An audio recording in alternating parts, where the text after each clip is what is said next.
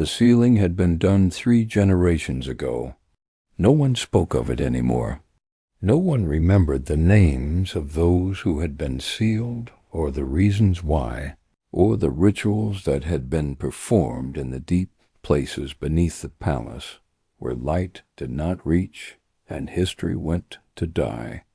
All that was left was a single word carved into the foundation stone of the throne room, hidden beneath tapestries and centuries of dust, sealed. The silent king did not know what it meant.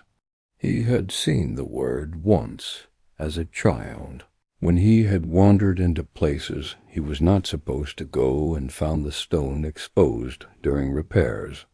He had asked his father what it meant, and his father had gone pale, had grabbed him by the shoulders and told him never to speak of it again, never to ask, never to wonder. And the silent king, who had been a prince then, had obeyed. He had learned early that some questions were too dangerous to ask, that some truths were better left buried. He had ruled for 18 years without thinking of that word again, until the night the crown began to burn. It was not fire. It was not heat. It was something else, something deeper. A sensation that started at his temples where the crown rested and spread inward, into his skull, into his thoughts, into the core of him. It felt like recognition, like the crown had suddenly woken from a long sleep and was searching for something it had lost. The silent king sat on the throne in the empty hall, his hands gripping the armrests, his breath coming short and sharp, and he felt the crown pulse with a rhythm that was not his heartbeat. And then, as suddenly as it had begun, it stopped. He sat in the silence that followed, his body trembling, his mind racing. The crown had never done that before. The crown was ancient, yes, older than the throne, older than the palace, older perhaps than the kingdom itself, until now. He called for the keeper of relics, an old woman named Marin, who had spent her entire life studying the artifacts of the kingdom, cataloging their histories, preserving their secrets. She came quickly, her face drawn with concern, and when she saw the crown still on his head, she went even paler. "My lord," she said carefully, "has something happened?" "The crown moved," he said. Or it felt like it moved. It burned, not with heat, but with something else, as though it were searching for something. Marin's hands tightened on the staff she carried. When did this begin? Just now, minutes ago. And has it happened before? Never. She stepped closer, her eyes on the crown, and the silent king saw fear in her expression. "My lord, I must ask you something, and I need you to answer truthfully. Have you felt anything else? Dreams?" "No, nothing. Only this." She was silent for a long moment, and then she said quietly, "The crown is responding to something, or someone. Royal blood. Blood that carries the right to rule. I am the king. My blood is royal. Yes, but the crown already knows your blood. It has rested on your head for 18 years. If it is searching now, it is because it has sensed something new, something it recognizes but has not felt in a very long time." The silent king felt cold settle into his bones. "What are you saying?" "Not that you know of, my lord, but the crown knows things we do not. It was forged in the old kingdom, before the histories were written, and it carries memories that go deeper than any record we possess." The silent king stood, his hand instinctively going to the crown, as though to steady it. "Find out who it is. Search the kingdom." Marin bowed. "Yes, my lord." She left, and the silent king remained in the throne room, alone with the crown and the questions it had awakened. He felt the weight of it pressing down on him, heavier now than it had ever been, and he wondered what it had sensed, who it had sensed, and he wondered why, after 18 years of silence, the crown had chosen now to wake. They found her 3 days later. She was not in the capital. She was in a village so small it barely had a name, a collection of houses clinging to the edge of the blackwood forest, where the trees grew so thick and dark that sunlight never reached the ground. The soldiers who found her reported that she had not tried to run. She had not resisted. She had simply looked at them with eyes that were too old for her face and said, "I have been waiting for you." They brought her to the palace in chains, though she did not struggle against them.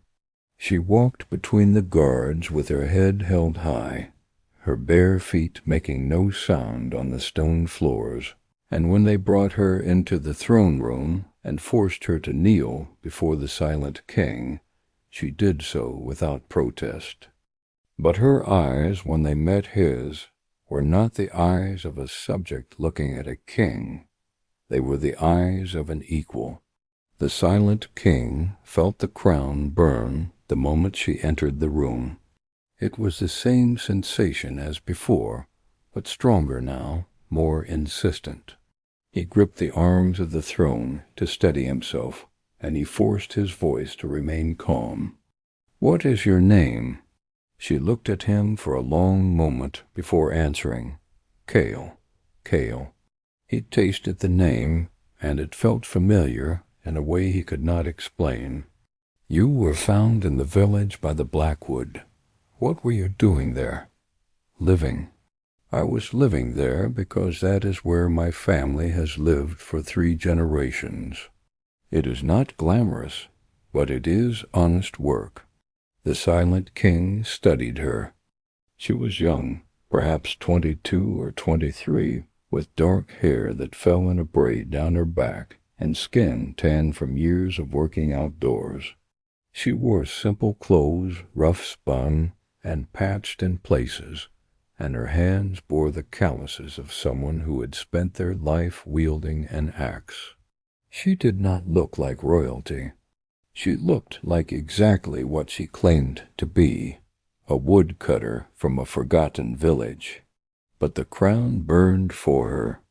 "Marin," he said, and the keeper of relics stepped forward from where she had been standing at the edge of the room. "Test her." Marin approached the woman slowly, pulling a small knife from her belt. "I will need a drop of your blood," she said.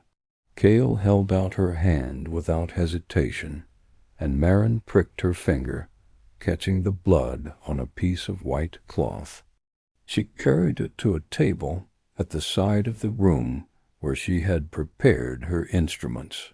A bowl of water, a candle, a handful of herbs that smelled of earth and smoke, and then watched as the water began to change. It turned silver. Marin's hands shook as she turned back to the throne. The throne room went silent. "It is the same blood that runs in your veins, the blood of the old kingdom. But it has been sealed, bound, hidden. Someone in her line was sealed 3 generations ago, and the blood should have died with them. But it did not. It survived. And now it has been awakened." "Awakened by what?" "By the crown, my lord. The crown recognizes her. It knows her blood, and it is calling to her." The silent king felt the weight of those words settle over him like a shroud. She is not to leave. She is not to speak to anyone. And she is not to be harmed. Not yet. The guards moved forward, but Kale spoke before they could take her. "You feel it, do not you? The crown. It is burning for you. It has been since I entered this room. It recognizes me, and it wants me to take it from you." The silent king's jaw tightened. you will be silent. I will not, because you need to hear this. The crown is not yours by right. The blood that was sealed because it was dangerous, because it carried something the kings of that time feared. And now it has returned, and the crown knows. I said, be silent. She smiled, small and sad. You can lock me away. You can try to bury the truth as your ancestors did. But the crown will not forget, and neither will I. Feeling the crown burn against his temples, and knowing that everything had just changed. The stone chamber was deep beneath the palace, carved into the bedrock itself, a place where the oldest prisoners were kept, when execution was not an option, but freedom was impossible. The walls were smooth stone, unmarked by windows or carvings, and the only light came from a single torch that burned in a sconce outside the iron door. Cale was placed inside, and the door was locked, and the guards took up their positions, 2 on either side, their faces grim. Cale did not try to escape. She sat on the narrow bench that served as both seat and bed, her back against the wall, and she waited. The story that had been passed down in whispers and warnings for 3 generations. Our blood was sealed because the kings feared what it carried. They feared the power it held, the claim it represented. They tried to erase us, but they failed. The blood remembers. And one day the crown will remember too. And when it does, you must be ready. Cale had not understood then. She had been only 7, more interested in climbing trees and chasing rabbits than in old stories about sealed blood and forgotten crowns. But as she grew older, she began to feel it. A pull, faint but constant, like a thread tugging at her chest, leading her somewhere she could not see. And 3 days ago it had become unbearable, with a certainty that needed no explanation, that the crown had woken, that the time had come, so she had waited. And when the soldiers came, she had gone with them willingly, because she had known there was no other way. Now she sat in the stone chamber and waited for what would come next. The silent king did not sleep that night. He paced his chambers, his mind racing, the crown still on his head, because he did not dare remove it. He could feel it humming, a low vibration that seemed to resonate in his bones, and every time he closed his eyes, he saw her face. Cale, the woman who should not exist, the woman the crown recognized. At dawn, he summoned Marin again. "Tell me about the sealing," he said. Marin hesitated. "My lord, the records were destroyed. There is very little. Tell me what you know." She sighed and set her staff against the wall. "The sealing was performed during the reign of your great-great-grandfather, King Aldrich. It was brief but brutal, not executed, sealed. The mages of that time performed a ritual that bound the blood, made it dormant, ensured that it could never be used to claim the throne again. But it did not work. It should have. The ritual was absolute. Once blood was sealed, it was supposed to die out within a generation, but something went wrong. Or perhaps something went right, depending on how you look at it. The blood survived, it hid, it waited, and now it has returned." The silent king turned to the window, looking out over the city that sprawled below the palace. "Why now? Why, after 3 generations, has the crown decided to wake? It cares about blood, and her blood is as royal as yours, perhaps more so." He turned back to her, his eyes hard. "What are you saying?" "I am saying that the crown may believe she is the rightful heir, my lord." I have ruled for 18 years. I have borne the weight of the crown, the burden of the throne. I will not give it to some woodcutter from a forgotten village, just because the crown has decided to remember something that should have been forgotten." Marin bowed her head. "Of course, my lord, but I would advise caution. The crown is not something that can be controlled. Then I will find a way to stop it." He dismissed her and spent the rest of the day in the archives. The records of the sealing had been destroyed too thoroughly, and the few fragments that remained were too vague to be useful. By the time night fell, he was exhausted, frustrated, and more afraid than he wanted to admit. He went to see her. The guards stood aside as he approached the stone chamber, their expressions carefully neutral. "I wondered when you would come," she said. He did not sit. He stood in the center of the small room, his hands clasped behind his back, and he studied her. "Tell me about your family, about your blood. What do you want to know? Everything. What you want." She was only 12 when the sealing was performed, too young to have been part of the rebellion, but old enough to carry the blood. She was told that she would live, but that her children would not carry the blood, that it would die with her. But it did not. No, because Anya was stronger than they thought. She told them that the blood could not be erased, only hidden. She told them that one day the crown would remember. And she was right. "And what do you want? Do you want the throne?" Cale laughed, a short, bitter sound. "No, I do not want the throne. I am a woodcutter. I know nothing of ruling, of politics, of the games that kings play. I do not want your crown. I did not seek you out. But the crown called to me, and I could not ignore it. I felt it wake 3 days ago, felt it searching, and I knew that if I did not come, it would tear me apart from the inside. So I came, and here I am. If you do not want the throne," he said slowly, "then what do you want?" She met his gaze, and for the first time he saw something softer in her expression, something like compassion. "I want to understand. I want to know why the crown has done this.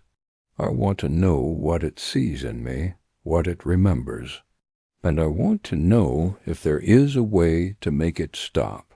He felt something in his chest loosen just slightly. "You want to be free of it?" "Yes, just as you want to keep it. We are both prisoners of the crown, silent king, and perhaps the only way to escape is to understand what it wants." He considered her words, and then slowly he sat down on the bench beside her. The crown still burned, but it was a different kind of burning now. Not urgent or demanding, but steady, constant, as though it were content now that they were together. "Tell me more," he said. "Tell me what your grandmother told you." And Cale began to speak. She told him about the old blood, about the first kings who had ruled before the crown was forged, who had governed not through law or force, but through something else, something the histories had called the resonance. She told him that the old blood carried a connection to the land itself, to the kingdom in a way that went deeper than borders or armies or thrones. They had ruled not by commanding, but by listening, by responding to the needs of the kingdom as though it were a living thing. The crown was not just a symbol. It was a tool, and it only worked for those who carried the blood. But the blood was too powerful, Cale said, or at least that is what the later kings believed. They feared that someone with the old blood could use the crown to control the kingdom absolutely, to bend it to their will. And when that did not work, when the old blood persisted, they sealed it. And now it has returned, yes, and the crown knows. It has been waiting for someone who carries the true blood, the undiluted line, and it has found me. I have ruled for 18 years, and I have never felt what you describe. I have never felt the land, never felt the resonance. I have only felt the weight, because the crown cannot fully connect to you. It tries, but your blood is not strong enough. So it sits on your head and does nothing, a symbol without power, a tool without purpose. Until now, until you, yes, he had thought it was because he was not worthy, because he was failing in some way he could not name. But it was not that. It was simply that the crown had been waiting for someone else. I do not know. The histories do not speak of a peaceful transfer. They speak of rebellion, of war, of blood. I do not want to take anything from you. Then what do we do? She turned to him, and in her eyes he saw the same question reflected back. I do not know, but perhaps we can find out together. They spent the next days in a strange partnership, locked together in the stone chamber. The guards outside grew uneasy, whispering that the king had gone mad, that he was consorting with a traitor, that the kingdom was in danger. But the silent king did not care. For the first time in his life he was learning something that mattered. Marin brought them scrolls and books, fragments of texts that had been hidden in the deepest vaults, pieces of knowledge that the kingdom had tried to forget. They read by candlelight, their heads bent together, over pages so old they threatened to crumble at a touch. One carried the old blood and felt the resonance, but the practice had been abandoned centuries ago, when a king had grown jealous of his partner, had feared that the one with the old blood held too much influence, too much connection to the people. That unity required a single voice, a single will, and the kingdom, reeling from the murder, had accepted his story. The twin crown had been forgotten, and the practice of shared rule had become heresy. They erased it, Cale said, her finger tracing a line of text that spoke of the murder. They took the truth and buried it so deep that no one would remember. They wanted to ensure that no one could ever challenge the single crown again. And the sealing was the final step, the silent king said. When the old blood persisted, despite their efforts, they sealed it. They tried to kill it entirely. But blood does not die so easily. It remembers. It waits. And when the time is right, it returns. He looked at her across the small table, the candle flickering between them, casting shadows on her face. You did not ask for this. Neither did you. No, but I have spent 18 years on the throne. But together, perhaps we can be whole. They sat in silence for a long moment, and then he said, Tell me about the resonance. How does it work? How do you feel the land? When the eastern villages are hungry, I feel it as a hollow ache in my stomach. When the blackwood is thriving, I feel it as warmth in my bones. It is constant, always there, and I cannot shut it out. But it is always there, waiting, demanding to be heard. And if you were to rule, if you were to sit on the throne and feel all of that, how would you make decisions? How would you choose between competing needs? She shook her head. The resonance tells me what the land needs, but it does not tell me how to achieve it. I would feel everything and be paralyzed by it, unable to act because every action would cause pain somewhere. I rule based on reports and numbers, and the advice of counselors who may or may not understand what is truly happening. I am blind, making choices in the dark, hoping they are right. We need each other. Yes, the crown knew that. It has been trying to tell me for days, but I was too afraid to listen. Cale taught him about the resonance, about how to quiet his mind and listen for the pull of the land. It was difficult at first. He had spent 18 years training himself to think, to analyze, to control, and now he had to learn to do the opposite. She guided him through it, her voice low and steady. Close your eyes, breathe, let go of the thoughts that crowd your mind. They are not real. They are just noise. Beneath them is something deeper, something quieter. Listen for it. He tried. He closed his eyes and breathed, and tried to let go of the constant stream of worries and plans and doubts. But they clung to him like cobwebs, sticky and persistent, and he could not shake them loose. I cannot do it, he said, frustration creeping into his voice. You can. But you have spent a lifetime building walls around yourself, and walls do not come down easily. Try again. And slowly, over hours and days, he began to feel it. A faint hum, like a vibration in the air, that seemed to come from everywhere and nowhere at once. It was so subtle, he thought at first he was imagining it, but the more he focused on it, the stronger it became. Do you feel it? She asked. Yes, he said, his eyes closed, his hands resting on his knees. But it is faint, distant. You are still of the line, even if the connection is weak. He opened his eyes and looked at her.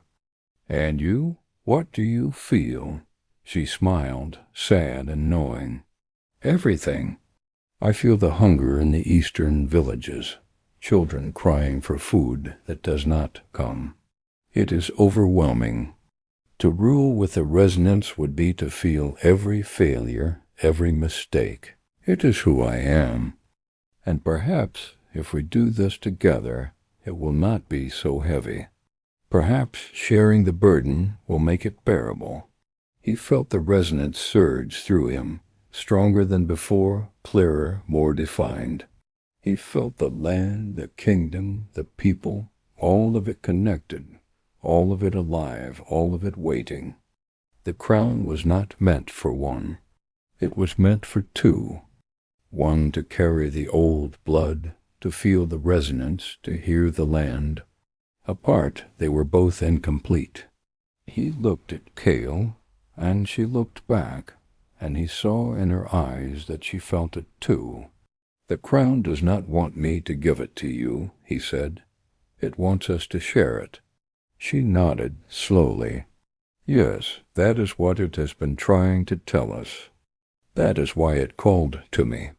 Not to take your place, but to complete you. But that is not how the throne works. There has never been a shared rule, not in the history of this kingdom. Then perhaps it is time to bring it back, to restore what was lost. He stood, pulling her to her feet, and they stood facing each other in the small chamber, their hands still joined, the crown on his head burning bright. The council will never accept it, he said. Not the cautious, calculated hope of a king who planned for every contingency, but the wild, reckless hope of someone who is about to leap into the unknown and trust that they would not fall. If we do this, he said, there is no going back. Then let us change it. But before they could act, the High Keeper came. He arrived at the stone chamber in the middle of the night, accompanied by 6 guards, and a determination that radiated from him like cold fire. And you are destroying it. I am restoring it. You are a fool. The High Keeper's voice shook with rage. You sit here in secret with a woman who has no right to the throne, who carries blood that was sealed for good reason, and you plot to overturn centuries of tradition. I know that the kingdom has been suffering for centuries because we abandoned the twin crown. I know that the crown has been incomplete, that my rule has been blind and stumbling because I lack the resonance. Even if it were true, it does not matter. The kingdom will not accept it. The nobles will rebel. The people will panic. You will plunge us into civil war, or the kingdom will finally heal. You are risking everything on a fantasy. I am risking everything on the truth. The High Keeper turned to Cale, his eyes hard. And you, do you want this? Do you want to be responsible for the blood that will be spilled when the kingdom tears itself apart? Cale met his gaze without flinching. I want the kingdom to thrive. I want the land to heal. I want the people to have rulers who can truly hear them. If that requires risk, then I am willing to take it. You are a woodcutter. You know nothing of ruling. I know the land. I know its pain, and I know that what we have been doing is not working. If you do this, the keeper said quietly, I cannot protect you. The council will move against you. They will call you mad. They will find a way to remove you. Then let them try. The High Keeper stared at him for a long moment, then turned and left without another word. He went, and he brought Cale with him, and when they entered the council chamber together, the room erupted in outrage. This is an abomination, one counselor shouted. She has no right to be here, another cried. You have gone mad, my lord. The silent king raised his hand, and slowly, reluctantly, the chamber quieted. The crown has chosen, he said. Not me alone, but both of us. The old blood has returned, and with it, the resonance that this kingdom has lacked for centuries. I propose that we restore the twin crown that Cale and I ruled together as the first kings did, one to feel the land and one to govern it. The chamber exploded again. Voices overlapped, shouting, arguing, demanding.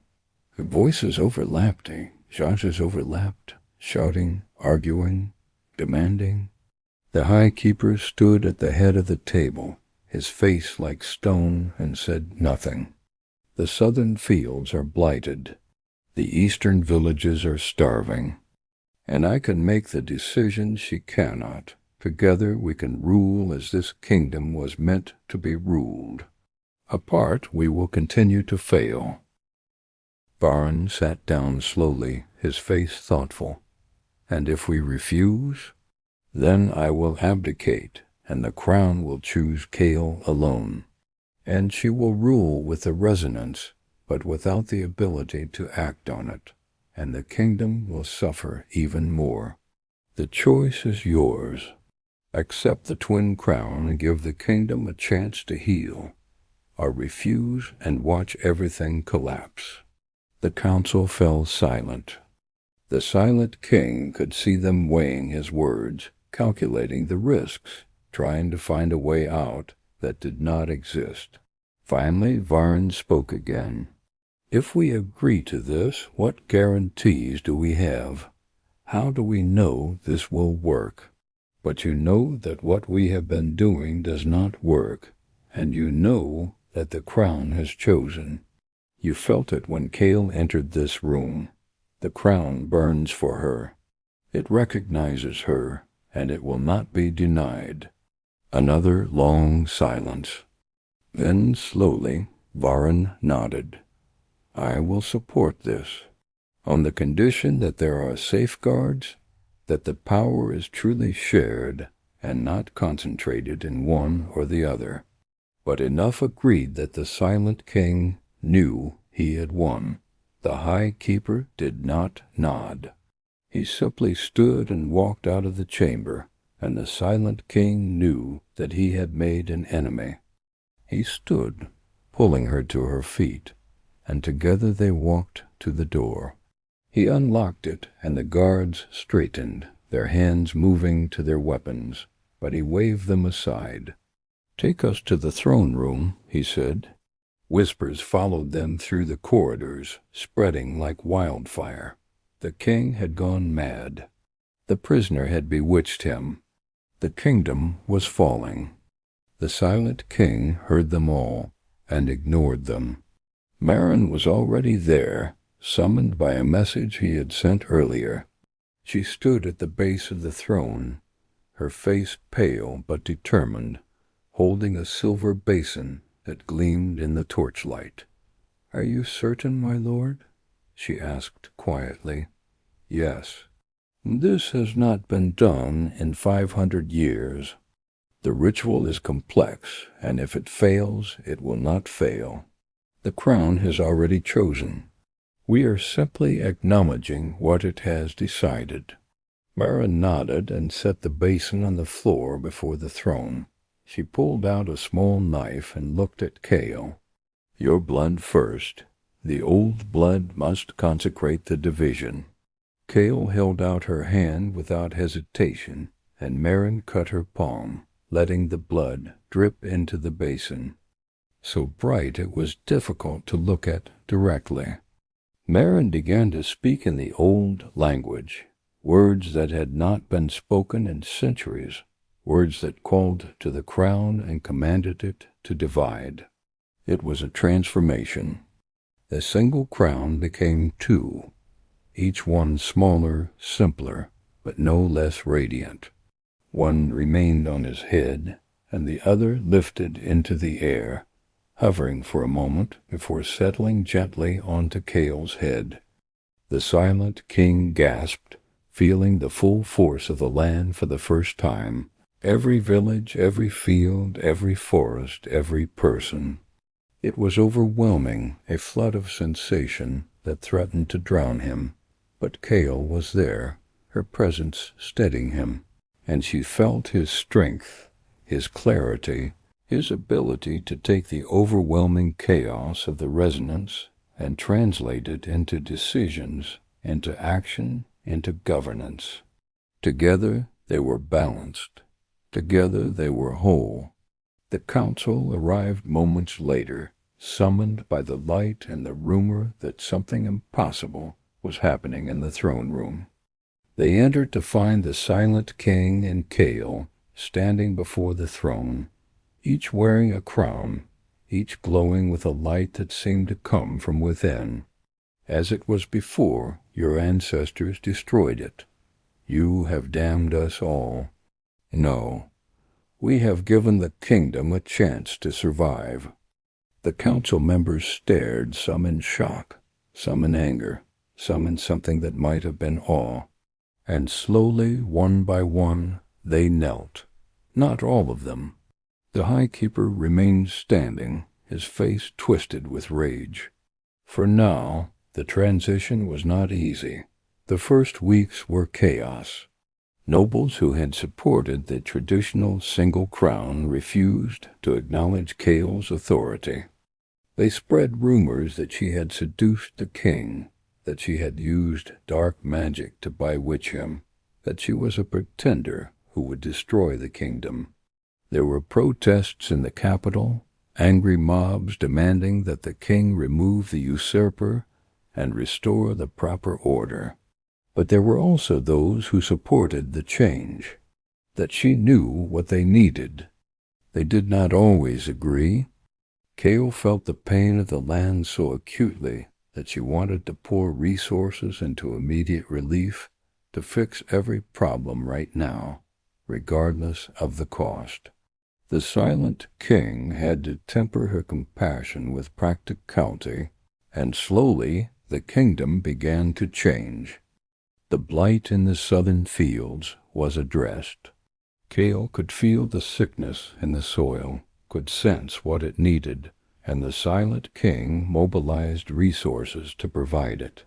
Within a season, the the fields began to recover, and the farmers wept with relief. The residents showed Kale where food was being hoarded by corrupt officials, where supply lines were failing, where help was most needed. The Silent King sent investigators, rooted out the corruption, and ensured that food reached those who needed it most.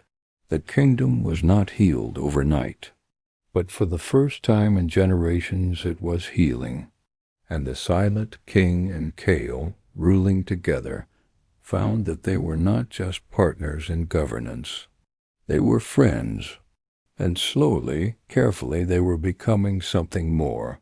It began in small moments, a touch that lingered a little too long, a glance across the council table that carried more weight than words, a conversation that stretched late into the night, not about policy or problems, but about hopes and fears and the people they had been before the crown changed everything. The Silent King had never allowed himself to love. He had been taught that a king who loved was a king who was weak, who could be manipulated, who would make decisions based on emotion rather than logic. He had spent 18 years building walls around his heart, and those walls were high and strong.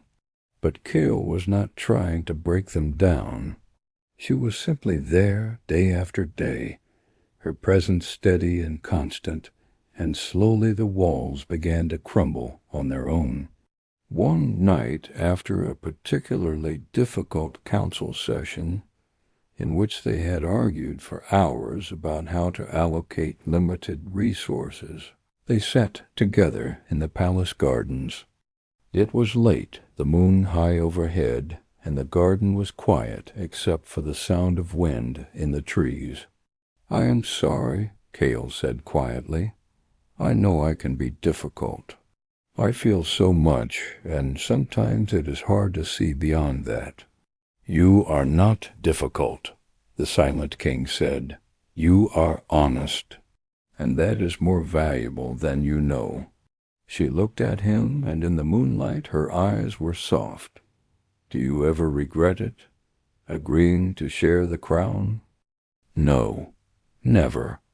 Even when I argue with you? Even when I push for things you think are impossible? Especially then, because you make me see things I would never see on my own. You make me better." She smiled, and it was a real smile, unguarded and genuine. "You make me better, too. You give me the ability to act on what I feel. Without you, I would just be drowning in the resonance, paralyzed by all the pain I cannot fix." They sat in silence for a while, and then he said quietly, "I think I am falling in love with you." She turned to him, her eyes wide. "You should not. I know, but I am, anyway. The council will say it is a weakness. They will say you are compromised. Let them say it. I have spent my entire life doing what I was supposed to do, being what I was supposed to be. For once, I want to choose for myself." She reached out and took his hand, and they sat there in the moonlight, two people who had been forced together by the crown and had found something neither had expected: love.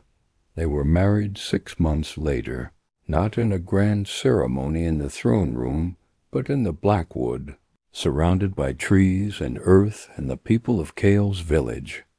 It was simple and beautiful, and when they spoke their vows, they did so not just to each other, but to the land itself, promising to serve it, to protect it, to rule with both strength and compassion.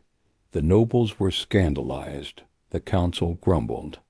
The High Keeper, who had remained in his position, despite his opposition, refused to attend. But the people celebrated.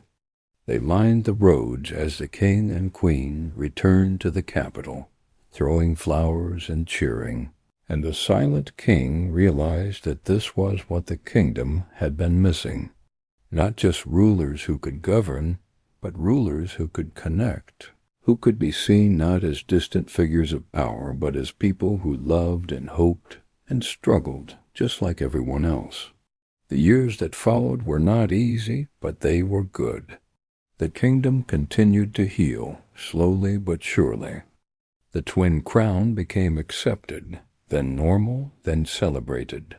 Stories were told of the king who could see and the queen who could feel, and how together they had saved the kingdom from collapse. They had children, 3 of them.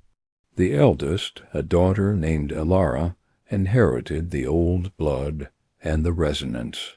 She was trained from childhood to manage it, to use it without being overwhelmed by it. The second, a son named Torian, inherited his father's clarity and strength of will. The third, another daughter named Lissa, inherited both, and she became the most powerful of the twin crowns in generations. The Silent King and Kale ruled for 35 years, and in that time the kingdom transformed.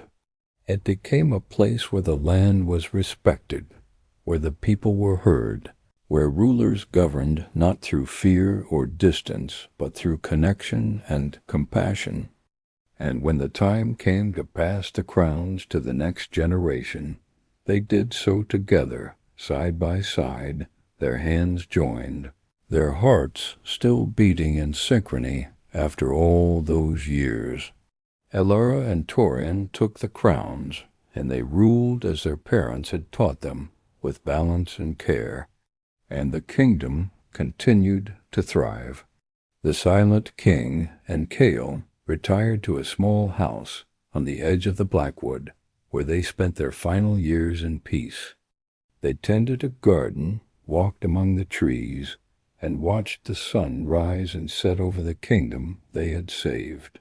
On his final day, the Silent King lay in bed with Kale beside him, her hand in his, and he looked out the window at the forest that had given him back his life. "Do you think it was worth it?" he asked, his voice weak but steady. "Yes," she said, tears streaming down her face.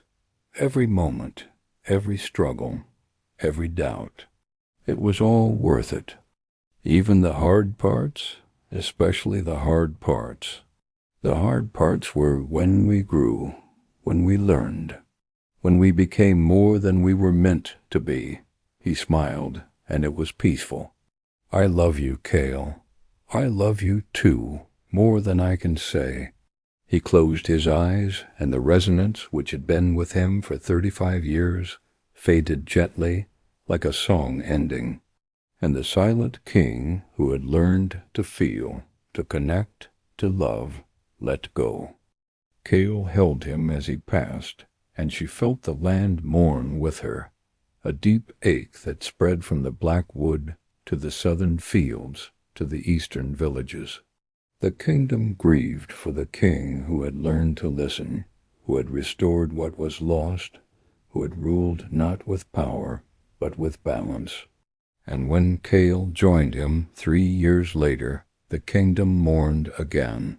But it also celebrated, because the twin crown endured, because the old blood had returned, because the kingdom had been saved by 2 people who had been forced together by fate and had chosen to stay together by love. The old kingdom had sealed the blood, but the Silent Crown had remembered. And in remembering, it had made the kingdom whole again, not through power or force, but through connection, through balance, through the simple truth that no one can rule alone, that we all need someone to complete us, to challenge us, to make us better than we could ever be on our own.